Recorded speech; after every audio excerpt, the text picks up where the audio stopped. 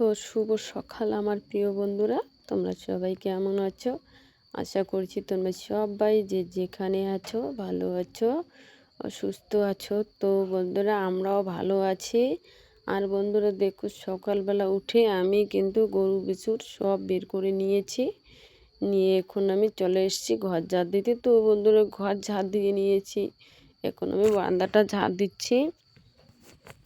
বারান্দাটা ঝাড় দেওয়া হয়ে গেলে আমি উঠানটা ঝাড় দেব। আর দেখো বন্ধুরা, আমার বারান্দার ঝাড় দেওয়া হয়ে গেছে। আর বন্ধুদের জন্য ওই যে ভিডিওটা এডিট করার সময় তোমার দাদাভাই ফোন করেছিল না, সেই জন্য আর কি একটু রিংটোনটা আর কি ইস্যু হয়ে গেছে। আর বন্ধুরা দেখো, আমি এদিকে ওই যে উঠানটা ঝাড় দিয়েছি, তোমাদের সঙ্গে শেয়ার করছি না, ওটা শেয়ার করিনি, করলাম না। তো ওইদিকে দেখো আমি এই যে কলে পারে চলে এসেছি বাসন মাজার জন্য।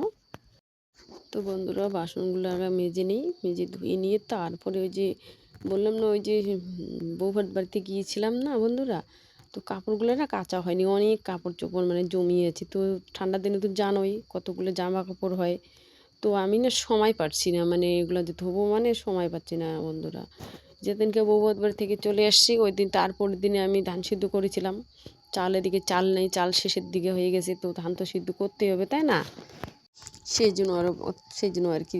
তো ভাবছি যে জামা কাপড়গুলো পরে কাচলেও হবে, ধানটা তো পরে সিদ্ধ করলেও হবে না, তো ধানগুলো আগে সিদ্ধ করি। তো বন্ধুরা এদিকে ধানগুলো যে আমি সিদ্ধ করেছি, আমার বাড়িতে না রৌদ্র নেই, তোমরা তো জানোই। আর ওই যে আমার বাড়ির সামনে একটা জমি এসে আমার ওইখানে রৌদ্র আছে, ওখানে ধান শুকোতে দেবো। আর বন্ধুরা ওদিকে ধান শুকোতে দিলে না ওখানে বসে থাকতে হয়, যে হাত চড়েই আছে, সেই জন্য আর কি। তো দেখো বন্ধুরা এদিকে আমি ওই যে বাসনগুলো মেজে নিয়ে এখন আমি ওই যে কলটা পাম্প করছি, পাম্প করে জলটা তুলে নিলাম। নিয়ে তারপরে এখন ওই যে জামা কাপড়গুলো আছে না, জামার কাপড়গুলো আজকে ধুবো আর কি, ওগুলো আর কি ভিজিয়ে রাখবো। তারপরে জামা কাপড় ভিজিয়ে রেখে তো সঙ্গে সঙ্গে ধোয়া যাবে না, তো ওগুলো আমি পরে ধোবো। তো এখন ভিজিয়ে রাখি, তারপরে রান্না খাওয়া করে ওগুলো ধুয়ে দেবো, তাই না? এটি ঠিক আছে তাই না বন্ধুরা? তো দেখো ওই যে আমি আগে বাসনগুলো যে মেজেছি ওগুলো কিন্তু এখনও ধুই নেই, এগুলো ধুবো আগে, জামা কাপড়গুলো ভিজিয়ে রাখি তারপর। আর বন্ধুরা দেখো ওদিকে জামা কাপড় ভিজিয়ে রেখেছিলাম, রেখে ছান টান করে যে আমি দেখো আমার ছেলে যে পোলট্রি মেরেছিল, এই যে দেখাইছিলাম না সেদিকে, লেগ পিস করেছে।